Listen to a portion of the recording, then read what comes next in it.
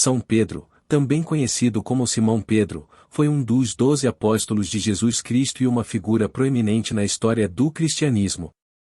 A vida de São Pedro está envolta em lendas e tradições, mas muitos detalhes sobre sua vida podem ser encontrados no Novo Testamento da Bíblia. De acordo com os relatos bíblicos, o nome original de Pedro era Simão e ele era pescador de profissão.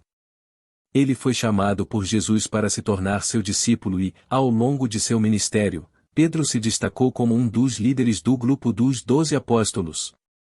Ele é frequentemente mencionado como líder do grupo e recebeu o apelido de O Pedro ou de Jesus, que significa o pedra ou o rocha.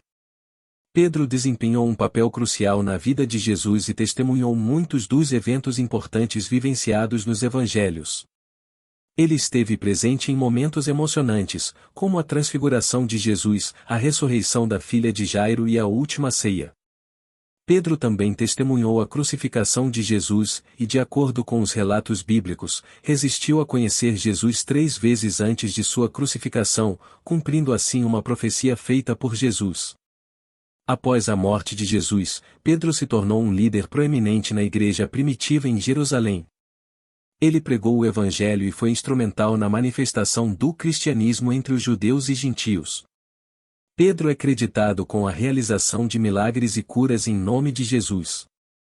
A tradição cristã afirma que Pedro foi martirizado em Roma durante o reinado do imperador Nero, por volta do ano 64 d.C. Segundo a tradição, ele foi crucificado de cabeça para baixo, pois se sentiu indigno de ser crucificado da mesma forma que Jesus.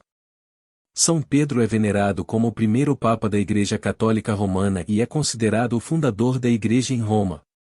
Ele é reconhecido como um santo em várias tradições cristãs e é considerado um dos principais santos e líderes da fé cristã.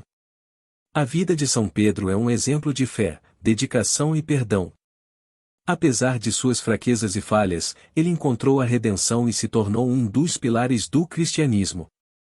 Sua história continua a inspirar e influenciar milhões de pessoas em todo o mundo. Após a morte de São Pedro, seu legado continua-se reservado e influenciou a história do cristianismo. Sua posição como líder dos apóstolos e sua conexão pessoal com Jesus lhe conferiram uma autoridade especial na igreja primitiva. Embora a Bíblia não mencione explicitamente Pedro como o primeiro Papa, a tradição católica o considera como tal, alegando que ele foi o fundador da Igreja em Roma e que seus sucessores são os bispos de Roma, ou seja, os papas. A figura de São Pedro desempenhou um papel fundamental na história da Igreja Católica Romana.